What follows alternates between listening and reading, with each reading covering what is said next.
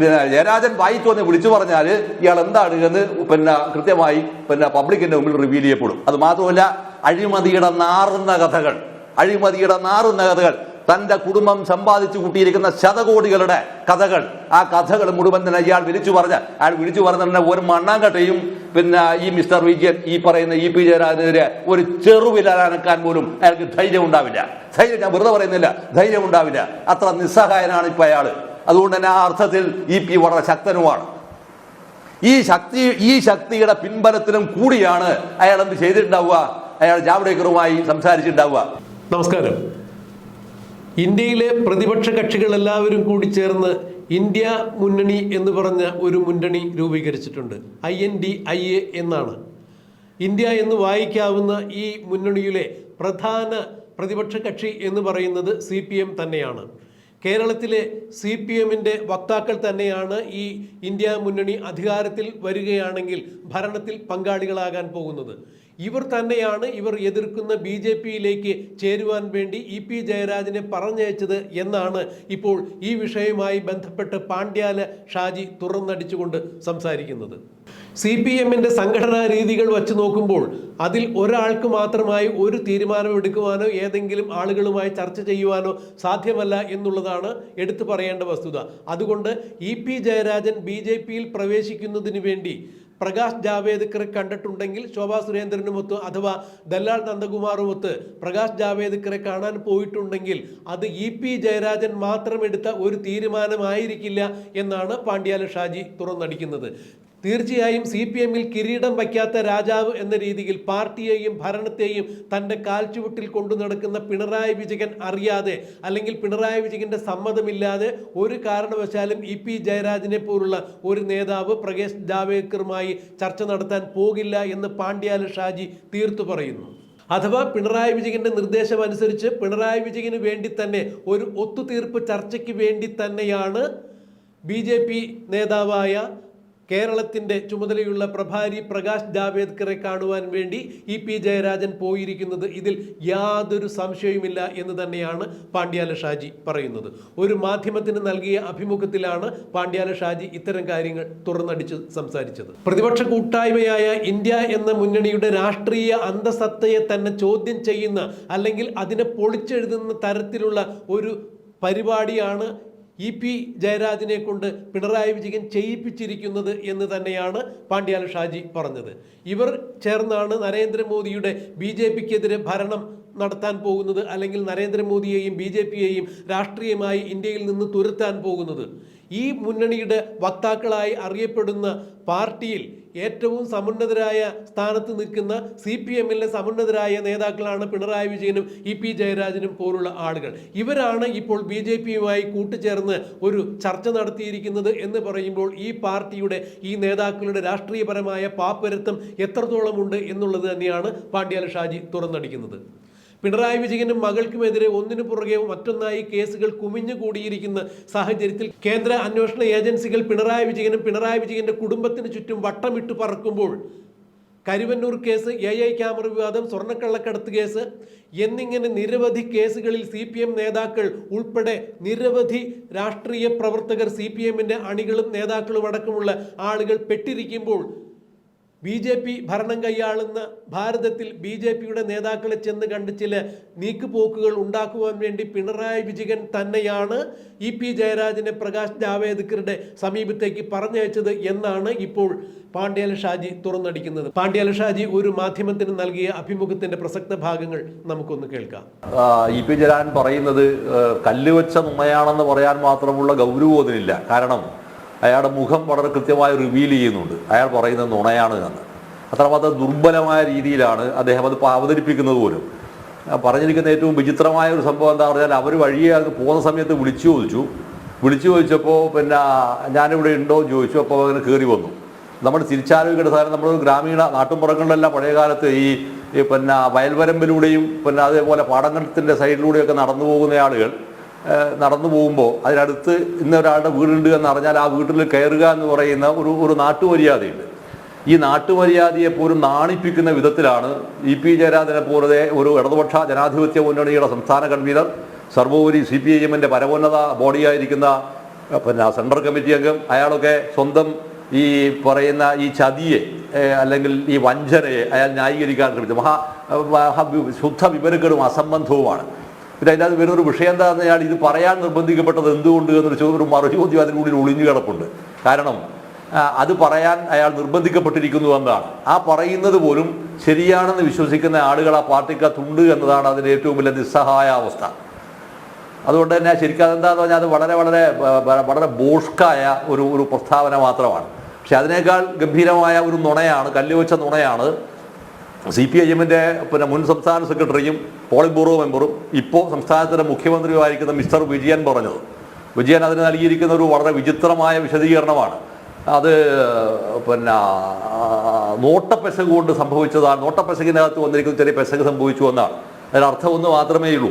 ദല്ലാൾ ആയിരിക്കുന്ന നന്ദകുമാറിനെ കൂട്ടാതെ നിങ്ങൾ ചർച്ച ചെയ്തിരുന്നുവെങ്കിൽ ഇത് പുറം ലോകം അറിയില്ലായിരുന്നു എന്നാണ് അതിനർത്ഥം. സത്യത്തിൽ അതെന്താണെന്ന് പറഞ്ഞാൽ ഒരു വ്യവഹാരം നടത്തുമ്പോൾ അതിനകത്ത് വരുന്നൊരു ദല്ലാൾക്ക് കമ്മീഷൻ കൊടുക്കണം. ആ കമ്മീഷൻ ഒഴിവാക്കി നിങ്ങൾ ഡയറക്റ്റായി സംസാരിച്ചിരുന്നെങ്കിൽ ഈ കമ്മീഷൻ തുകയെങ്കിലും നമുക്ക് ലാഭം കിട്ടുമായി, കമ്മീഷൻ തുകയും കൂടി നമുക്ക് ലാഭം കിട്ടില്ലേ എന്ന് പറയാവുന്ന താനി താനി അലമ്പ് വൃത്തികെട്ട കച്ചവടക്കാരൻ്റെ ഒരു സ്റ്റേറ്റ്മെൻറ്റാണ് CPIM-ന്റെ പോളിറ്റ് ബ്യൂറോ മെമ്പർ നടത്തിയത്. മൂന്നാമത്തെ ഏറ്റവും ഗൗരവതരമായിരിക്കുന്ന വിഷയം CPIM-ന്റെ ഏറ്റവും പ്രധാനപ്പെട്ടിരിക്കുന്ന അതിൻ്റെ പിന്നെ സംഘടനാതലത്തിൻ്റെ ബോഡി എന്ന് പറയുന്നത് ഒരിക്കലും പോളിറ്റ് ബ്യൂറോ അല്ല, മറിച്ച് സെൻട്രൽ കമ്മിറ്റിയാണ്. സെൻട്രൽ കമ്മിറ്റിയാണ് അതിൻ്റെ നയപരമായ തീരുമാനങ്ങൾ എടുക്കുന്ന കമ്മിറ്റി. തീരുമാനങ്ങൾ എടുക്കുന്നതിൻ്റെ ബോഡി അതാണ്. ഈ നയപരമായ തീരുമാനങ്ങൾ എടുക്കുന്ന ബോഡിക്കകത്തെ കേരളത്തിൽ നിന്നുള്ള ഏറ്റവും സീനിയർ മോസ്റ്റ് ആയിരിക്കുന്ന അംഗമാണ് ഈ പറയുന്ന EP ജയരാജൻ. ആ ജയരാജനാണ് അഖിലേന്ത്യാ തലത്തിൽ പ്രതിപക്ഷങ്ങൾ രൂപം നൽകിയിട്ടുള്ള പ്രതിപക്ഷത്തിന് അതിനകത്ത് പങ്കാളി കൂടിയായിട്ടുള്ള അർദ്ധവാദിയിൽ പങ്കാളിയായിട്ടുള്ള ഇന്ത്യ മുന്നണിക്കകത്തെ ഒരു പ്രധാന പാർട്ടിയാണല്ലോ ശരിക്കും CPIM. അതിൻ്റെ നയരൂപീകരണ സമിതിക്കകത്ത് പോലും അംഗമാവേണ്ടിയിരിക്കുന്ന ഒരാൾ അതിൻ്റെ രാഷ്ട്രീയമായ അന്തസത്തയെ പൊളിക്കുന്ന പ്രക്രിയക്ക് ലീഡർഷിപ്പ് കൊടുത്തത് ആരുടെ മൗനാനുവാദത്തോടു കൂടി എന്നതാണ് ഏറ്റവും ഗൗരവകരമായിരിക്കുന്ന രാഷ്ട്രീയം. ആ രാഷ്ട്രീയത്തിനകത്താണ് CPIM-ന്റെ മുൻ സംസ്ഥാന സെക്രട്ടറിയും ഇപ്പോഴത്തെ പിന്നെ പോളിറ്റ് ബ്യൂറോ മെമ്പറും ഇപ്പോഴത്തെ മുഖ്യമന്ത്രിയുമായിട്ടുള്ള മിസ്റ്റർ വിജയൻ ഇതിനകത്ത് പ്രൈമാ ഫേഴ്സി കുറ്റവാളിയാവുന്നത്. അതുകൊണ്ട് തന്നെ സെൻട്രൽ കമ്മിറ്റി ഈ പറയുന്ന വിജയനെയും സിൽബന്ദികളുടെയും മേലെ നടപടിയെടുക്കണമെന്ന് സെൻട്രൽ കമ്മിറ്റി ശുപാർശ ചെയ്യേണ്ടതാണ് ഈ സംഭവത്തിന്റെ മേലെ. അതുപോലെ തമാശ പറയുന്നല്ലാതെ. കാരണം പരിഗണിക്കപ്പെടാതെ വന്നപ്പോഴാണ് ജയരാജൻ പാർട്ടി നേതൃത്വവുമായി കൊമ്പ് കോർത്തത്. നമുക്കെല്ലാവർക്കും അറിയാവുന്ന കാര്യമാണ്. CPM സംസ്ഥാന സെക്രട്ടറി MV ഗോവിന്ദൻ അദ്ദേഹം ഒരു യാത്ര നടത്തിയല്ലോ, ഒരു സംസ്ഥാന യാത്ര. ആ യാത്രയിൽ പങ്കെടുക്കാതെ ദല്ലാൽ നന്ദകുമാറിൻ്റെ വീട്ടിൽ പോയി അമ്മയെ പൊന്നാട അണിയിച്ചത് വിവാദമായിരുന്നു. ദല്ലാളുമായി അടുത്ത ബന്ധം പുലർത്തിയിട്ടും പാർട്ടി EP-യെ താക്കീത് ചെയ്തിരുന്നില്ല. ആ സൗഹൃദം അനുസ്യൂതം തുടർന്നതുകൊണ്ടാണല്ലോ ദല്ലാൾ ഇടനിലക്കാരനായിക്കൊണ്ടുള്ള കൂടുമാറ്റ നീക്കം നടന്നത്. EP-ക്ക് ജാഗ്രത കുറവുണ്ടായെന്ന് പറഞ്ഞ് ഇതിനെ ലഘൂകരിക്കാനാവുമോ? മാത്രമല്ല, താങ്കൾ നേരത്തെ ചൂണ്ടിക്കാണിച്ചു പിണറായി വിജയൻ കൂടി ഇതിൽ പ്രതിചേർക്കപ്പെടും എന്ന കാര്യത്തിൽ സംശയമില്ല എന്ന് താങ്കൾ നേരത്തെ ചൂണ്ടിക്കാണിച്ചു. അപ്പോൾ അദ്ദേഹത്തിൻ്റെ അറിവോടുകൂടി ആയിരിക്കുമോ ഇങ്ങനെയൊരു നീക്കം നടന്നത്? ഇതിൻ്റെ മറ്റ് തലങ്ങൾ എന്തൊക്കെയാണ്? തീർച്ചയായും മിസ്റ്റർ നമ്പ്യാർ, തീർച്ചയായും ഈ പറയുന്ന പിന്നെ ഡബിൾ ചെങ്കൻ എന്ന് പറയുന്ന മിസ്റ്റർ വിജയന്റെ അനുഗ്രഹാശിസ് കൂടി അദ്ദേഹം പിന്നെ ഡെപ്യൂട്ട് ചെയ്തതാണ് ഇവരുമായി സംസാരിക്കണമെന്ന്. ഈ ഡെപ്യൂട്ട് ചെയ്താൽ ഇയാളെ നിശ്ചയിക്കാനുള്ള കാരണം എന്ത് എന്നുള്ളതാണ്. ആ കാരണത്തിൽ പരമപ്രധാനമായിരിക്കുന്ന ഘടകം എന്ത് വിടുവായിത്തരവും എന്ത് വിഡ്ഢിത്തവും ഏത് അറ്റം വരെ പോയി പിന്നെ അപമാനം സഹിച്ചായാൽ പോലും തൻ്റെ യജമാനനെ തൃപ്തിപ്പെടുത്താനുള്ള അങ്ങേയറ്റം അളിഞ്ഞൊരവസ്ഥയിൽ പോയി കാര്യങ്ങൾ സാധിച്ചു വരാൻ ഇയാളെപ്പോലെ പ്രാപ്തൻ വേറൊരാളില്ല എന്ന് വിജയന് മനസ്സിലായതുകൊണ്ടാണ് വിജയൻ എന്ത് ചെയ്തതെന്ന് പറഞ്ഞാൽ ഇയാൾ ഇതിന് ഡെപ്യൂട്ട് ചെയ്തത്. ആ ഡെപ്യൂട്ടേഷൻ അതിനകത്ത് വന്നതോടുകൂടിയാണ് ഇയാൾ ഈ സംഗതി പിന്നെ വളരെ ബഹുദൂരം മുമ്പോട്ടേക്ക് പോയതും. ആ പോയതിൻ്റെ അടിസ്ഥാനത്തിൽ സ്വാഭാവികമായിട്ട് നമ്മൾ ആലോചിക്കേണ്ട ഒരു വിഷയം, കേരളം നേരിടുന്ന എന്തെങ്കിലും ഗുരുതരവും ഗൗരവമായിരിക്കുന്ന സാമ്പത്തിക രാഷ്ട്രീയ പ്രതിസന്ധികളെ അതിജീവിക്കുന്നതിനുള്ള ശ്രമത്തിന്റെ ഭാഗമായാണോ ശരിക്ക് ഈ ചർച്ച നടത്തിയത്? അല്ലാതെ ഇപ്പം നമുക്ക് വ്യക്തമായല്ലോ. ഒന്ന്. രണ്ട്, നിങ്ങളെ ഇതിനെ ഡെപ്യൂട്ട് ചെയ്ത് എന്ത് വിഷയത്തിന്റെ മേലെയാണ്? ഇയാൾ അഭിമുഖീകരിക്കുന്ന ഗുരുതരമായ ഒട്ടനവധി പിന്നെ കേസുകളുണ്ട്. അതിൽ ഏറ്റവും പ്രധാനമായിരിക്കുന്ന കേസ് ഇപ്പൊ കഴിഞ്ഞ ദിവസം സുപ്രാ സുരേഷ് റിവീൽ ചെയ്തിട്ടുള്ള സംഭവമുണ്ട്. നേരത്തെ പറഞ്ഞതും എന്നാൽ വീണ്ടും അത് ഫോക്കസിംഗ് പോയിന്റിലേക്ക് അവർ കൊണ്ടുവന്നിരിക്കുന്നതുമായ ഒരു സംഭവമുണ്ട്. സ്പ്രിംഗ്ലർ അഴിമതി. അത് സംസ്ഥാനത്തിനകത്തും അതിനകത്തുള്ള മുഴുവൻ ആളുകളുടെയും DNA അടക്കം ചോർത്തി കൊടുക്കാൻ ആവശ്യമായിരിക്കുന്ന ഡാറ്റാസ് വിൽക്കുന്ന ഒരു ഏർപ്പാട് ഇദ്ദേഹത്തിന്റെ മകൾ വീണ വിജയൻ നടത്തി എന്നുള്ള ഗുരുതരമായ ആരോപണമാണ് സുപ്രാ സുരേഷ് ഉന്നയിച്ചത്. അതിനർത്ഥം അത് ഗുരുതരമായിരിക്കുന്ന രാജ്യദ്രോഹ കുറ്റമാണ്. രാജ്യദ്രോഹ കുറ്റത്തിന് വിചാരണ ചെയ്യപ്പെടേണ്ടുന്ന, ജാമ്യം കിട്ടാത്ത അവസ്ഥയിൽ നിലവറക്കുള്ളിൽ കിടന്ന് മരിക്കേണ്ടുന്ന ഈ 2 കഥാപാത്രങ്ങൾ ഉൾപ്പെടെയുള്ളവരെ സംരക്ഷിക്കാൻ ആവശ്യമായിരിക്കുന്ന സംവിധാനങ്ങൾ ഒരുക്കാൻ പ്രകാശ് ജാവ്ദേക്കറെ ഉപയോഗിക്കാൻ കഴിയുമോ എന്നും അതിനുള്ള സാധ്യതകളുണ്ടോ എന്ന് അന്വേഷിക്കാനും കൂടിയാണ് യഥാർത്ഥത്തിൽ ഈ പറയുന്ന EP ജയരാജനെ ഈ ജാവ്ദേക്കറുടെ അടുത്തേക്ക് അയക്കുന്നത്. ഇനി മറ്റൊരു വിഷയം നിങ്ങൾ എടുക്കുക. ഈ പ്രകാശ് ജാവ്ദേക്കർ എന്ന് പറയുന്നയാൾക്ക് ഇന്ത്യയിൽ ഇന്ന് ഏതെങ്കിലും അധികാരത്തിന്റെ പദവിയിൽ നിൽക്കുന്ന അദ്ദേഹമാണോ? അദ്ദേഹം ഒരിക്കലും അല്ലല്ലോ. നേരത്തെ ആയിരുന്നു, ഇപ്പോൾ അല്ല. പകരം ഇന്ത്യൻ പ്രധാനമന്ത്രിയുടെ അംബാസഡറായി അല്ലെങ്കിൽ പ്രതിനിധിയായി കേരളത്തിലേക്ക് ഡെപ്യൂട്ട് ചെയ്യപ്പെട്ടിട്ടുള്ള ഒരു പ്രഭാരിയാണ്. സ്വാഭാവികമായും ഭരണപരമായ അഖിലേന്ത്യാ തലത്തിലുണ്ടാക്കുന്ന ഭരണപരമായ സംഭവത്തേക്കാൾ പ്രധാനം അതിൻ്റെ നയരൂപീകരണവും അതിൻ്റെ ആഭ്യന്തരമായ മറ്റ് ഘടകങ്ങളെയും സ്പർശിക്കാനും അല്ലെങ്കിൽ വേണമെങ്കിൽ അതിനകത്ത് എന്തെങ്കിലും ഒരു രീതി നടപ്പിലാക്കാനും കഴിയുന്ന ശക്തനായിരിക്കുന്ന ഒരാളെയാണ് ഇയാൾ സംസാരിക്കാൻ ചുമതലപ്പെടുത്തുന്നത് എന്ന് വരുമ്പോഴാണ് ഈ നിഗൂഢതയുടെ ആഴം എന്താണെന്ന് നമ്മൾ തിരിച്ചറിയേണ്ടത്. ആ ആഴത്തിൽ നിന്നുകൊണ്ട് വേണം കേരളത്തിലെമ്പാടുമുള്ള 3.25 കോടി മലയാളികളും അതിൽ മഹാഭൂരിപക്ഷമുണ്ട് എന്ന് ഇവർ തന്നെ പറയുന്ന പാർട്ടി സഖാക്കളെയും ഒറ്റുകൊടുക്കുന്ന പണിയാണ് വാസ്തവത്തിൽ ഈ വിജയൻ ഇതിനകത്ത് ചെയ്തത്. അതുകൊണ്ട് തന്നെ തീർച്ചയായും വിജയനെതിരെ നടപടിക്ക് സെൻട്രൽ കമ്മിറ്റി ശുപാർശ ചെയ്യേണ്ടതാണ്. ആ ശുപാർശ നടക്കുമെന്നുള്ള ഒരു വിശ്വാസവും എനിക്കില്ല. കാരണം അതിനകത്ത് ശുപാർശ ചെയ്യേണ്ടിരിക്കുന്ന ആളാണല്ലോ ഈ സെൻട്രൽ കമ്മിറ്റി മെമ്പർ, ഈ പറയുന്ന ഒരാൾ. രണ്ടാമത് ആൾ വരുന്ന ഒരാളെ സീനിയർ മോസ്റ്റ് എന്ന് പറഞ്ഞിട്ട് വരാനുണ്ടായിരിക്കുന്ന ഒരാൾ MP ഗോവിന്ദൻ, പിന്നെ വരുന്നു ശ്രീമതി അടുത്തി, പിന്നെ വരുന്നു ശൈലജ ടീച്ചർ. നമ്മൾ ഈ കണ്ണൂർ ജില്ലയിൽ നിന്നുള്ള കേസാണ് ഞാൻ പറഞ്ഞത്. അങ്ങേ പുറത്ത് വരുന്നു പിന്നെ വിജയരാഘവൻ. ഇങ്ങനെ വരുന്ന ആൾക്കാരാണ്. AK ബാലൻ, ഇങ്ങനെയുള്ള ആൾക്കാരാണ്. ഇതിൽ ഒരൊറ്റയാൾ പോലും ഈ നിലവിലുള്ള കേരളത്തിലെ മുഖ്യമന്ത്രിയായിട്ടുള്ള മിസ്റ്റർ വിജയനെതിരായി കമ എന്നൊരക്ഷരം ഉരിയാടാൻ ഊക്കോ ധൈര്യമോ മുട്ടോ നട്ടലോ ഇല്ലാത്തവരാണ്. അങ്ങനെ അല്ലാത്ത ആളുകളെ മുഴുവൻ തന്നെ ഈ സെൻട്രൽ കമ്മിറ്റിയിലേക്ക് കയറ്റുക വഴി സെൻട്രൽ കമ്മിറ്റി എന്ന സംവിധാനത്തെ തന്റെ കീശയിൽ തന്റെ പോക്കറ്റിൽ വെക്കാവുന്ന ഒരു ഉപകരണം മാത്രമാക്കി ചുരുക്കുക എന്ന ഗുരുതരവും അക്ഷന്തവ്യവുമായിരിക്കുന്ന പാർട്ടി വിരുദ്ധ പ്രവർത്തനവും നടത്തിയിരിക്കുന്ന ആളാണ് സത്യത്തിൽ ഈ മിസ്റ്റർ വിജയൻ. അതുകൊണ്ട് തന്നെ ആ സംഭവം അവിടെ പ്രയോഗത്തിൽ വരികയില്ല. പിന്നെ വരേണ്ടത് ഇവിടെയാണ്. പാർട്ടിക്ക് അകത്തു വരാവുന്ന ബ്രാഞ്ചുകൾ തൊട്ട് മുകളിലേക്ക് വരാവുന്ന ഘടകങ്ങളിലൂടെ ഇതിനെ വരുന്ന പ്രതിഷേധമാണ്. ഒരൊറ്റ ഒരുത്തനെ പോലും അങ്ങനെയുള്ള ഒരാളെയും ഇതിനകത്ത് വളർത്തിയെടുത്തിട്ടുമില്ല. ആ അർത്ഥത്തിൽ വരുമ്പോൾ രാഷ്ട്രീയമായും സംഘടനാപരമായും പ്രത്യയശാസ്ത്രപരമായും സൈദ്ധാന്തികമായും എല്ലാ മേഖലയിലും ഈ പാർട്ടിയെ നശിപ്പിക്കുന്നതിൽ അപാരമായ വൈദഗ്ധ്യം കാണിച്ചതിന്റെ ചാമ്പ്യൻ ക്യാപ്റ്റനാണ് ഈ പറയുന്ന മുഖ്യമന്ത്രി മിസ്റ്റർ വിജയൻ. അതിന്റെ കൈക്കാരനാണ്. ഇപ്പോൾ ഇത് കൈക്കാരനിലൂടെയാണ് ഈ വിജയന്റെ ഈ വിക്രിയ പകൽ വെളിച്ചത്തിൽ പിടിക്കപ്പെട്ടിട്ടുള്ളത്.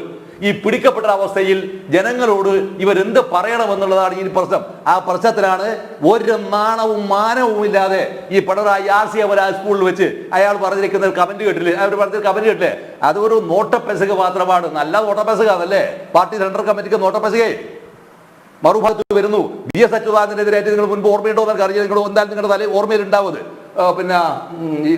TK ഹംസ വളരെ മോശമായ രീതിയിലുള്ള പ്രയോഗം നടത്തിയപ്പോ പത്രക്കാരൻ അന്നേരം ഇയാളോട് ചോദിക്കുന്നത്, അന്ന് ഇയാൾ പാർട്ടി സെക്രട്ടറിയാണ്, ഇയാൾ ചോദിച്ചത് ചോദ്യമുണ്ട്, ഹംസ ഇങ്ങനെ പറയുന്നത് അതിന്റെ കൂടെ VS വല്ലാതെ പ്രതിഷേധിച്ചല്ലോ എന്ന്. അന്നേരം ഇയാൾ പറഞ്ഞ മറുപടി ഉണ്ട്. ആ മറുപടി എന്താണെന്ന് പറഞ്ഞാൽ അതൊരു നാടൻ പ്രയോഗമല്ലേ എന്നാണ്.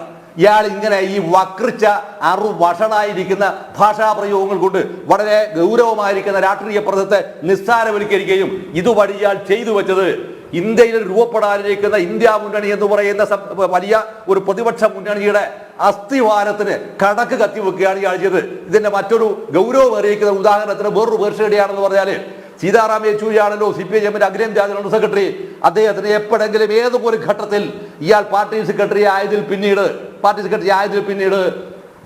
കേരളത്തിന്റെ സമ്പൂർണ്ണമായിരിക്കുന്ന ഒരു പിന്തുണ, പാർട്ടി ഘടകത്തിന്റെ പിന്തുണ യെച്ചൂരിക്ക് കൊടുത്തിട്ടുണ്ടോ? ഉണ്ട് എങ്കിൽ നിങ്ങൾ പറയുന്നത് ഞാൻ പിൻവലിക്കാം. ഒരു ഘട്ടത്തിൽ പോലും കൊടുത്തിട്ടില്ല. ഇത് കൊടുക്കാതിരിക്കാനുള്ള കാരണം എന്താണ്? അടിസ്ഥാനപരമായിരിക്കുന്ന വിയോജിപ്പിന്റെ വിഷയമാണത്. ആ വിയോജിപ്പിന്റെ വിഷയമായതുകൊണ്ട് തന്നെയാണ് ദേശീയ തലത്തിൽ CPIM ദുർബലമാക്കപ്പെടുകയും ഒന്നുമല്ലാതായി തീരുകയും ചെയ്തപ്പോൾ പോലും രാജ്യസഭക്കകത്തേക്ക് സീതാറാം യെച്ചൂരിയെ ബംഗാളിൽ നിന്ന് പറഞ്ഞേക്കാമെന്ന് കോൺഗ്രസ് പാർട്ടി ശുപാർശ ചെയ്തപ്പോൾ ആ 2 തവണയും ടോർപ്പുഡ് ചെയ്തതാരാണ്? ഈ പറയുന്ന മഹാമാന്യനായിരിക്കുന്ന ഈ ഡബിൾ ചങ്കൻ, ഈ ചങ്ങായ്യ, ഈ പറയുന്ന വിജയൻ എന്ന് പറയുന്ന ഈ ചങ്ങായ്യ 2 തവണയുമായി ടോർപ്പുഡ് ചെയ്ത് അതിന്റെ ഫലമാണ് രാജ്യസഭക്കകത്ത് വളരെ ഗൗരവതരമായി സ്വന്തം പാർട്ടിയുടെ നിലപാട് പോലും വിശദീകരിക്കാൻ കഴിയാത്ത വിധം ഈ പാർട്ടി നിരാധാരമാക്കപ്പെട്ടത് എന്ന ഗൗരവതരമായ വിഷയമുണ്ട്. ഇത്തരം വിഷയങ്ങളെല്ലാം ഉണ്ടായിട്ട് കൂടിയും കേരളത്തിനകത്തെ പാർട്ടിക്കാർ എന്തുകൊണ്ട് അനങ്ങുന്നില്ല എന്നതാണ് അതിന് ഏറ്റവും പ്രധാനപ്പെട്ടിരിക്കുന്ന വിഷയം. അപ്പോൾ EPക്കെതിരെ നടപടിയെടുത്താൽ പിണറായിക്കെതിരെയും നടപടിയെടുക്കേണ്ടി വരില്ലേ? VS നഖശിഖാന്തം വിമർശിച്ച ഫാരിസ് അബൂബക്കറിനെ പോലുള്ള ഷേഡി ക്യാരക്ടേഴ്സുമായി പിണറായിക്കുള്ള അടുപ്പം നാട്ടിൽ പാട്ടാണ്. അതുകൊണ്ട് നടപടിയിൽ നിന്ന് പിണറായിയെ ഒഴിവാക്കാൻ പറ്റുമോ? അല്ല, പിണറായിക്കെതിരെ നടപടി വരുമെന്നുള്ളതിനേക്കാൾ പ്രധാനമെന്ന് പറഞ്ഞാൽ പാർട്ടി സെൻട്രൽ കമ്മിറ്റിക്ക് ജയരാജനെതിരെ ഒരു നടപടി ശുപാർശ ചെയ്യാൻ കഴിയില്ല എന്നുള്ള ശുപാർശ ചെയ്യില്ല. ഇത് ചെയ്യില്ല എന്നതിന്റെ പ്രഖ്യാപനമാണ് RCMല സ്കൂളിൽ വെച്ചിട്ട് മിസ്റ്റർ വിജയൻ പറഞ്ഞത്. അദ്ദേഹം പറഞ്ഞെന്താണ്? അതൊരു നോട്ടപ്രസംഗം മാത്രമാണ്, ആരോടും സംസാരിക്കുന്നതൊന്നും കുറ്റകരമല്ല. അതാണ് ഏറ്റവും പ്രധാനപ്പെട്ട അതിന്റെ വേർബ് അതാണ്. ആരോടും സംസാരിക്കുന്നത് കുറ്റകരമല്ല. ആരോടും സംസാരിക്കുന്നത് കുറ്റകരമല്ല എന്ന് പറഞ്ഞ അർത്ഥം എന്താണ്? പ്രകാശ് ജാവ്ദേക്കറുമായി സംസാരിച്ചത് കുറ്റകരമാണ് എന്ന് നാളെ നിങ്ങളാരും വിധിയെഴുതാനും വരണ്ട, ഞാനത് സമ്മതിക്കില്ല എന്നാണ്. അതിനർത്ഥം നിങ്ങൾക്ക് ഇതിനകത്ത് മറ്റാരെങ്കിലും ഉണ്ടെങ്കിൽ അവർക്കെല്ലാം തന്നെ എന്താവാം, ഈ തരത്തിലുള്ള ചർച്ചകളിലേക്ക് കടക്കാമെന്ന പരസ്യ പ്രഖ്യാപനമാണ്. അതായത് ഒരു പാർട്ടിയുടെ സംഘടനയെ അടിമുടി പൊളിക്കുന്ന പണിക്ക് യഥാർത്ഥത്തിൽ ഈ മുഖ്യമന്ത്രി അല്ലെങ്കിൽ പാർട്ടിയുടെ വലിയ പ്രമാണി എന്ന് പറയുന്ന അയാൾ അതിന് അനുവാദം നൽകിയിരിക്കുന്നു എന്നതാണ്. ഇതിന്റെ ചുവട് പിടിച്ചുകൊണ്ട് ആരൊക്കെ ഏതൊക്കെ തരത്തിൽ ഈ രീതിയിലുള്ള ചർച്ചകളിലേക്ക് കടക്കുമെന്നുള്ളതാണ് വാസ്തവത്തിൽ കേരളം കാണാൻ പോകുന്ന ഏറ്റവും ഗൗരവമേറിയിരിക്കുന്ന ഒരു ചിത്രമെന്നാണ് മിസ്റ്റർ നമ്പ്യാർ എനിക്ക് തോന്നുന്നത്. ഞാൻ പറഞ്ഞ ചോദ്യത്തിനുള്ള മറുപടി എന്നൊക്കെ ഞാൻ പറഞ്ഞത്. സപ്പോസ് EPക്കെതിരെ നടപടി ഉണ്ടായാൽ അതിന്റെ പ്രത്യാഘാതം എന്തായിരിക്കും? EP വാ തുറന്നാൽ അദ്ദേഹം ഇടനിലക്കാരനായി പ്രവർത്തിച്ച ദുരൂഹമായ പല ഇടപാടുകളുടെയും പൂർണ്ണ വിവരം പുറത്തു വരില്ലേ? അതെ, അതുകൊണ്ട് നടപടി എടുക്കില്ല. കാരണം EPക്കെതിരെ നടപടി എടുക്കണമെന്നുള്ള ശുപാർശ ആരെങ്കിലും ചെയ്യുകയോ കേരള ഘടകം ചെയ്യുകയാണ് എങ്കിൽ EP ജയരാജൻ എന്ന് പറഞ്ഞാൽ അയാൾക്ക് ബെല്ലും ബ്രേക്കും ഇല്ലാത്ത ഒരാളാണ് അയാൾ എന്ന് പറഞ്ഞാൽ അയാൾ മുഴുവൻ അങ്ങ് വിളിച്ചു പറയാൻ തുടങ്ങിക്കഴിഞ്ഞാൽ മുട്ട പൊട്ടിയതുപോലെ കുപ്പി ചിതറിയതുപോലെ ഈ പറയുന്ന മഹാമാനങ്ങളുണ്ടാക്കിയിരിക്കുന്ന സാമ്രാജ്യങ്ങൾ മുഴുവൻ തവിട് പൊടിയാവുകയും അയാൾ എന്താണ് ഇന്ന് എക്സ്പോസ് ചെയ്യപ്പെടുകയും ചെയ്യും. ആ ഒരു ഭയം ഉള്ളതുകൊണ്ടും കൂടിയാണ് അയാൾ എന്ത് ചെയ്തതെന്നറിയോ? ഇയാൾക്കെതിരെ നടപടി ഉണ്ടാവാൻ പോലും പാടില്ല എന്ന അർത്ഥത്തിൽ അന്തിമ വാക്ക് എന്ന നിലയിൽ ഇയാൾ അതിന്റെ മുകളിൽ ഒരു എന്താ പറയുക ഒരു ശാസനം പുറപ്പെടുവിച്ചത്. ഇവിടെയും വരുന്നൊരു വലിയ പ്രധാനപ്പെട്ടിരിക്കുന്ന വിഷയമുണ്ട്. ആ വിഷയം എന്താന്ന് പറഞ്ഞാൽ EPക്കെതിരെ എന്തെങ്കിലും തരത്തിലുള്ള പരാമർശം നടത്താനുള്ള പാർട്ടി ഭരണഘടന പ്രകാരം ഉണ്ടായിരിക്കുന്ന അവകാശമാർക്കാണ് മുഖ്യമന്ത്രിക്കാണോ? ഏത് ഭരണഘടനയാണ്? 18ാമത്തെ വയസ്സിൽ പാർട്ടിയെ പറ്റി വിട്ടുപോകാൻ ഞാൻ എനിക്കറിയാം ഭരണഘടന എന്താണ്, ഏത് ഭരണഘടന വെച്ചിട്ടാണ് എടുത്ത് പറയുന്നത്? സത്യത്തിൽ എന്താ പറഞ്ഞാൽ ഇതിന്റെ മേലെ എന്തെങ്കിലും അഭിപ്രായം പറയണമെങ്കിൽ ആ അഭിപ്രായം പറയേണ്ടത് ഗോവിന്ദനാ പറയുന്നത്, MP ഗോവിന്ദനാ മറുപടി പറയേണ്ടത്. ഗോവിന്ദൻ അതിന് അത്തരത്തിൽ നമ്മളൊരു അഭിപ്രായ പ്രകടനം നടത്താതിരിക്കവേ അതിന് മുന്നോടിയായി ഇയാൾ ഈ അഭിപ്രായ പ്രകടനം നടത്താനുള്ള കാരണം ഒറ്റൊന്ന് മാത്രമാണ്, ഗോവിന്ദനത് പ്രൊട്ടക്ട് ചെയ്യാൻ പറ്റിയില്ലെങ്കിലോ എന്ന സംശയത്തിന്റെ മേലെയാണ് ഈ പറയുന്ന മിസ്റ്റർ വിജയൻ ഇതിനെ കൊടുക്കാറ്റ് ആദ്യത്തെ സ്റ്റേറ്റ്മെന്റും കൊടുത്തിട്ട് അതിനനുബന്ധമായി MP ഗോവിന്ദൻ പറഞ്ഞ സംഭവമാണ്. അതൊക്കെ മുഖ്യമന്ത്രി പറഞ്ഞിട്ടുണ്ട്, എല്ലാം അതിൽ ഉൾച്ചേർന്നിട്ടുണ്ട് എന്നാണ്. പത്രക്കാർ പിന്നെ ആ രീതിയിലാണ് എല്ലാം അത് ഉൾച്ചേർ മൂപ്പറ വർത്താനം എപ്പോഴും അങ്ങനെയാണ്. വലിയ എല്ലാം എന്താ പറയുക, ഓരോ സെന്റൻസ് ഓരോ വരിക്കകത്ത് എംബഡീഡാണ് എന്ന് നമ്മൾ കണ്ടെത്തി പത്രക്കാർ കണ്ടെത്തി വിശദീകരിക്കലാണ്. അങ്ങനെ വരുമ്പോൾ ഇയാളൊരു വലിയ ഭാഷാ വിദഗ്ധനും അല്ലാണെന്നുള്ള ഒരു പൊട്ടൻ വ്യാഖ്യാനം അതിന്റെ കൂടെ കൂട്ടിച്ചേർക്കുകയാണ് ചെയ്യുക. സത്യത്തിൽ ഇത് പാർട്ടി ഭരണഘടനാ വിരുദ്ധമായ പ്രസ്താവനയാണ് മിസ്റ്റർ വിജയൻ നടത്തിയത്. അത് നടത്തേണ്ടതിന്റെ രാഷ്ട്രീയവും സംഘടനാപരവുമായിരിക്കുന്ന ഉത്തരവാദിത്വം ഗോവിന്ദനാണ്. ഗോവിന്ദൻ അക്ഷരം ഉരിയാടിയിട്ടില്ല. ഈ ഉരിയാടാത്തത് കൊണ്ട് തന്നെ ഗോവിന്ദനെ അതിന്റെ കൂടെ ഒന്നും ചെയ്യാനും പോകുന്നില്ല. ഈ വിജയൻ അതിന്റെ മുകളിൽ നടപടി വേണ്ട എന്നുള്ള രീതിയിൽ ധ്വനിപ്പിച്ചത് കൊണ്ട് തന്നെ നടപടി എടുക്കാനും പോകുന്നില്ല. നടപടിക്കങ്ങാൽ ശുപാർശ ചെയ്യുന്ന ഒരു ചിത്രം ഉണ്ടാവുകയാണെങ്കിൽ അത് പിന്നെ ഒരു വെറുതെ നമ്മൾ വാദത്തിന് വേണ്ടി പറയുന്നതാണ്. ഉണ്ടാവുകയാണെങ്കിൽ ജയരാജൻ വായിത്തു എന്ന് വിളിച്ചു പറഞ്ഞാൽ ഇയാൾ എന്താണ് എന്ന് കൃത്യമായി പബ്ലിക്കിന്റെ മുമ്പിൽ റിവീൽ ചെയ്യപ്പെടും. അത് മാത്രമല്ല, അഴിമതിയുടെ നാറുന്ന കഥകൾ തന്റെ കുടുംബം സമ്പാദിച്ചു കൂട്ടിയിരിക്കുന്ന ശതകോടികളുടെ കഥകൾ, ആ കഥകൾ മുഴുവൻ തന്നെ അയാൾ വിളിച്ചു പറഞ്ഞ ഒരു മണ്ണാങ്കട്ടയും പിന്നെ ഈ മിസ്റ്റർ വിജയൻ ഈ പറയുന്ന ഇ പി ജയരാജനെതിരെ ഒരു ചെറുവില അനക്കാൻ പോലും അയാൾക്ക് ധൈര്യം ഉണ്ടാവില്ല. ധൈര്യം, ഞാൻ വെറുതെ പറയുന്നില്ല, ധൈര്യം ഉണ്ടാവില്ല. അത്ര നിസ്സഹായനാണ് ഇപ്പൊ അയാള്. അതുകൊണ്ട് തന്നെ ആ അർത്ഥത്തിൽ ഇ പി വളരെ ശക്തനുമാണ്. ഈ ശക്തിയുടെ പിൻബലത്തിലും കൂടിയാണ് അയാൾ എന്ത് ചെയ്തിട്ടുണ്ടാവുക, അയാൾ ജാവ്ദേക്കറുമായി സംസാരിച്ചിട്ടുണ്ടാവുക. ഇനി വേറൊരു ചോദ്യമില്ലേ, ഏത് ഘടകത്തിന്റെ തീരുമാനപ്രകാരമാണ് ജാവ്ദേക്കറുമായി പിന്നെ ഇ പി ജയരാജൻ സംസാരിക്കാൻ പോയത്? ഏത് ഘടകത്തിന്റെ നിശ്ചയപ്രകാരമാണത്? എന്താണ് നിങ്ങൾ സംസാരിക്കാൻ പോയത്? ഏത് രാഷ്ട്രീയ നിലപാടിനെ സാധൂകരിക്കാനാണ് സംസാരിക്കാൻ പോയത്? ഈ ചോദ്യത്തിന് മറുപടി കിട്ടണം. ഈ ചോദ്യത്തിനൊരു മറുപടി കിട്ടേണ്ടത് ഇപ്പൊ ഷാജി ചോദിക്കുന്നതല്ല ചോദ്യം. ആ ചോദ്യം ആര് ചോദിക്കണം? ഈ കേരളത്തിനകത്തുള്ള മുഴുവൻ പാർട്ടിയുടെ ഘടകങ്ങൾക്കകത്ത് ഓരോ പാർട്ടി മെമ്പർ ചോദിക്കേണ്ട ചോദ്യമാണ്. ഒരാൾക്കും ചോദ്യമില്ല. ചോദ്യമില്ലാതിരിക്കാൻ കാരണം നിങ്ങൾ ചോദ്യങ്ങൾ ചോദിക്കാൻ പാടില്ല എന്ന ഒരു രീതി ഈ പാർട്ടിക്കകത്ത് കൊണ്ടുപോയി ഉറപ്പിച്ചിരിക്കുന്നു. അതിനനുബന്ധമായാണ് മേലേത് തൊട്ടിട്ട് പാർട്ടി സംസ്ഥാന സെക്രട്ടറിയോട് താഴെ വരാവുന്ന എല്ലാ ആളുകളും ഇതിനനുബന്ധമായി മാത്രം പ്രവർത്തിക്കുന്നവരാണ്. അതുകൊണ്ട് തന്നെ ഒരു ചോദ്യവും ആ പാർട്ടിക്കകത്ത് നിന്ന് ആർക്കെതിരെ ഉന്നയിക്കാൻ പോകുന്നില്ല. സ്വയം എന്താവും ഈ രീതിയിലുള്ള ഏർപ്പാട് നടത്തിയിട്ട് തിരിഞ്ഞു പോവുക എന്നുള്ളതാണ്. പക്ഷേ ഇതിൽ ഏറ്റവും സങ്കടകരമായിരിക്കുന്ന ഒരു കാര്യം, ഒരു ഭാഗത്ത് പരിവാറിൻ്റെതായിരിക്കുന്ന ഒരുപാട് ആളുകൾ കൊല്ലപ്പെട്ടിട്ടുണ്ട് കണ്ണൂർ ജില്ലയുടെ വിവിധ ഭാഗങ്ങളിൽ, പ്രത്യേകിച്ച് മലബാർ മേഖലയിൽ. മറുഭാഗത്ത് CPIM-ൻ്റെതായിരിക്കുന്ന ഒരുപാട് ആളുകൾ ഇതേപോലെ കൊല്ലപ്പെട്ടിട്ടുണ്ട്. ആ കൊല്ലപ്പെട്ടു പോയിരിക്കുന്ന ആത്മാക്കളുടെ കീറിപ്പറഞ്ഞ കരച്ചിലുണ്ടാവും ഈ കേരളീയ പൊതുസമൂഹത്തിനകത്ത്. അതെങ്കിലും ഒന്ന് ഓർക്കേണ്ടിയിരുന്നില്ലേ? ഇതൊന്നുമില്ലാതെ വഴിയെ പോകുന്ന സമയത്ത് ജാവ്ദേക്കർ പിന്നെ ഞാനവിടെ ഉണ്ടോ നോക്കി അവിടെ കയറാൻ വന്നു. എത്ര ലളിതമായാണ് പറയുന്നത്. തെരഞ്ഞെടുപ്പിൽ ഇതിന്റെ ഒരു റിഫ്ലക്ഷൻ ഉണ്ടായി കാണുമോ? ഈ കൂടുമാറ്റ നീക്കം അതിനെ പാർട്ടി അണികൾ, ഇപ്പോഴും ആ പ്രസ്ഥാനത്തിൽ വിശ്വസിക്കുന്നവർ എങ്ങനെയായിരിക്കും എടുത്തിട്ടുണ്ടാവുക? അത് തെരഞ്ഞെടുപ്പിൽ പ്രതിഫലിച്ചിട്ടുണ്ടാവുമോ? അവരുടെ അമർഷം, അവരുടെ രോഷം? അത് തീർച്ചയായും മിസ്റ്റർ നമ്പ്യാർ, അതൊരു വലിയ ഘടകം എന്താന്ന് പറഞ്ഞാല്, ഒന്ന് ഈ പറയുന്ന വിജയനും ഈ പറയുന്ന പാർട്ടി സെക്രട്ടറിയും അതിന്റെ നേതാക്കന്മാർ പറയുന്ന ഒരൊറ്റ കാര്യവും പൊതുജനം വിശ്വസിച്ചിട്ടുണ്ടാവില്ല. ഇനി വിശ്വസിക്കാനേ പോകുന്നില്ല കേരളത്തിൽ. ഈ വിശ്വസിക്കാനാവാത്ത ഒരവസ്ഥ കേരളത്തിൽ ഏറ്റവും കൂടുതൽ ഇപ്പം നിർമ്മിക്കപ്പെട്ടിട്ടുണ്ടാവുക കേരളത്തിലെ മതന്യൂനപക്ഷ ജനവിഭാഗങ്ങളാണ്. അത് മുസ്ലിമാണ്, മറുഭാഗത്ത് ക്രിസ്ത്യനാണ്. ക്രിസ്ത്യൻ അത്രയേറെ പണ്ടുകാലം മുതലേ അടുത്തിട്ടുണ്ടായിരുന്നില്ല. പക്ഷേ CPM-മായി ഏറ്റവും അടുത്ത ബന്ധം നേരത്തെ ഉണ്ടായിരുന്നത് 1964 ഉണ്ടായിരുന്നത് മുസ്ലിം ജനസാമാന്യത്തിലാണ്. ആ ജനസാമാന്യത്തെ പറ്റിക്കുകയായിരുന്നു എന്ന് ഇപ്പൊ അവർ കൃത്യമായി ബോധ്യപ്പെട്ടു. ആ ബോധ്യപ്പെടലിന്റെ മുന്നോടിയായാണ് ഇയാൾ ഈ കേരളത്തിനകത്ത് ഉടനീളം വിളിച്ചു പറഞ്ഞിരിക്കുന്ന സാധനമാണ് പിന്നെ നമ്മുടെ CAA, സിറ്റിസൺസ് അമെൻമെന്റ് ആക്ട്. ഈ അമെൻമെന്റ് ആക്ട് വെച്ച് മാത്രമാണ് ഇയാൾ ഈ ബടായി ഇങ്ങനെ പറഞ്ഞുകൊണ്ടത്. വേറെ ഒരു കാര്യവും ഇയാൾക്ക് പറയാനില്ല. ഈ പറയുന്ന സാധനം എന്തിനു വേണ്ടിയായിരുന്നു? ഒറ്റ വിഷയത്തിന്റെ മേലെയായിരുന്നു അത്. അതെന്താ പറഞ്ഞാൽ, അത് മുസ്ലിം വോട്ട് ബാങ്കിനെ പാർട്ടിയിലേക്ക് അടുപ്പിക്കുക എന്ന രാഷ്ട്രീയത്തിന്റെ ഭാഗമാണ്. അതാവട്ടെ, അത് അങ്ങനെയല്ലാതെ വളരെ ഗൗരവതരമായ ആ വിഷയത്തെ സമീപിച്ച ആളായിരുന്നു സഖാവ് MBR-ന്റെ ബദലിലേക്ക്. അത് കിട്ടുന്ന വിഷയമല്ലാത്തതുകൊണ്ട് ഞാൻ ആ കാര്യത്തിലേക്ക് ഇപ്പൊ അത് കടക്കുന്നില്ല. പക്ഷേ ആ വിഷയത്തെ തള്ളി പറഞ്ഞിരിക്കുന്നതിൽ പ്രമാണിയായി നിന്നിരിക്കുന്ന ആളാണ് ഇപ്പൊ എന്ത് ചെയ്യാന്ന് പറഞ്ഞാൽ ഈ വോട്ട് ബാങ്ക് അനിവാര്യമാണ് എന്ന് തിരിച്ചറിയുന്നു. കാരണം ജയിക്കാൻ ആവശ്യമാണത്. അതിനേക്കാൾ പ്രധാനം എന്താണ്, CAA-യുടെ ഭാഗമായി ഇന്ത്യയിൽ ആകെ ഉണ്ടാക്കുന്ന ആദ്യത്തെ ഡിറ്റൻഷൻ സെന്റർ അതെവിടെയാ? അത് കൊല്ലത്തെ മയ്യനാടല്ലേ? ആ കൊല്ലത്തെ മയ്യനാട് ഡിറ്റൻഷൻ സെന്റർ കൊണ്ടുവരുമ്പോൾ അത് ആരാണ് അതിന് അനുമതി കൊടുത്തത്? ഈ പറയുന്ന മഹാമാന്യായിരിക്കുന്ന ആളല്ലേ? അയാൾ തന്നെയാണ് ഇല്ലാത്തൊരു സംഭവത്തിന്റെ മേലെ വ്യാജ നിർമ്മിതി ഉണ്ടാക്കി നാട് മുഴുവൻ തന്നെ ഈ CAA-ക്കെതിരെ വലിയ വർത്താനവും പറഞ്ഞു നടന്നത്. അതിന്റെ ഫലം എന്തായിരിക്കും? ഇപ്പോ ജനത്തിന് ഇത് പൂർണ്ണമായും മനസ്സിലായിരിക്കുന്നു. അതുകൊണ്ട് മനസ്സിലായതുകൊണ്ട് തന്നെ നേരത്തെ തന്നെ അർദ്ധവാദിയിൽ മനസ്സിലായിരിക്കുന്നവർക്ക് അത് സമ്പൂർണ്ണമായി മനസ്സിലായിരിക്കുന്നതുകൊണ്ട് തന്നെ ഇനി ഒരിക്കൽ പോലും നേരത്തെ ഉള്ളതുപോലെ ഒരിക്കലും ഈ ഇടതുപക്ഷ പ്രസ്ഥാനത്തിനകത്ത് പ്രത്യേകിച്ച് CPIM-നെ കേരളത്തിലെ മതന്യൂനപക്ഷ ജനവിഭാഗങ്ങൾ വിശ്വസിക്കില്ല. ഒന്ന്. രണ്ടാമത്തെ വിഷയം, കേരളത്തിനകത്തെ NGO വിഭാഗത്തിൽപ്പെട്ടിരിക്കുന്ന ആളുകളുണ്ട്, അവരും വിശ്വസിക്കില്ല. ഇയാൾ കള്ളനാണ് എന്ന് അയാളെ തന്നെ എക്സ്പോസ് ചെയ്തിരിക്കുന്നു. ഈ കള്ളന് ചൂട്ടുപിടിക്കുന്നതിൽ ഏറ്റവും പ്രധാനപ്പെട്ടിരിക്കുന്ന ഒരാളാണ് നമ്മുടെ സാക്ഷാൽ ഇപ്പോൾ ഈ ഇടതുപക്ഷ ജനാധിപത്യ മുന്നണിയുടെ കൺവീനറായി ഇപ്പോഴും പ്രവർത്തിക്കുന്ന EP ജയരാജനെന്നും വെളിവാക്കപ്പെടുന്നു. ഒരു വസ്തുവിന് കൊള്ളാത്ത ഒരു പാർട്ടി സെക്രട്ടറിയാണ് നമ്മുടെ MB ഗോവിന്ദൻ എന്ന് അയാളും വിളിച്ചിരിക്കുന്നു. സത്യത്തിൽ ഈ പാർട്ടിയുടെ രാഷ്ട്രീയമായിരിക്കുന്ന പ്രസക്തി ഇനി എന്ത് എന്നുള്ളതാണ് ചോദ്യം. എന്താണ് ഇതിന്റെ പ്രസക്തി?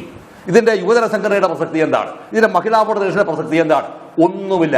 രാഷ്ട്രീയമായി ദുർബലമാക്കിയെന്ന് മാത്രമല്ല, നാളെ നിങ്ങൾ പ്രയോഗിക്കാനിരിക്കുന്ന രാഷ്ട്രീയ തന്ത്രത്തിന് വരെ നിങ്ങൾ വെച്ച് എന്താ അറിയോ, കത്തി വെച്ച് അറുത്ത് മുറിച്ചു കളഞ്ഞു നിങ്ങൾ. അതുകൊണ്ട് തന്നെ BJP എന്തായിരുന്നു ആഗ്രഹിച്ചിരുന്നത്? ആഗ്രഹിച്ചിരുന്ന സംഭവത്തിന്റെ ഏറ്റവും മനോഹരമായ രീതിയിൽ അത് നടത്തിപ്പ് കൊടുക്കുന്നതിൽ പങ്കുവഹിച്ചിരിക്കുന്ന ആളാണ് ഈ പറയുന്ന മിസ്റ്റർ വിജയനും ഒപ്പം ഈ പറയുന്ന ഇ.പി. ജയരാജൻ അത് ഭംഗിയായി നടത്തി കൊടുത്തു. പക്ഷേ കോൺഗ്രസ് എന്ന് പറയുന്ന ഒരു സംഘടനാ സംവിധാനം അല്ലെങ്കിൽ UDF എന്ന് പറയുന്ന സംഘടനാ സംവിധാനം ഉള്ളതുകൊണ്ട് BJP വിചാരിച്ചതുപോലുണ്ടായിരിക്കുന്ന വേഗതയിൽ അത് ഇംപ്ലിമെന്റ് ചെയ്യാൻ പറ്റാത്തേക്കുന്ന ഒരു അവസ്ഥ കേരളത്തിൽ ഉണ്ടായിത്തീരും എന്നത് മാത്രമാണ് വാസ്തവത്തിൽ അതിന്റെ ഒരു ആഫ്റ്റർ ഇഫക്റ്റ് എന്നാണ് എനിക്ക് തോന്നുന്നത് മിസ്റ്റർ നമ്പ്യാർ.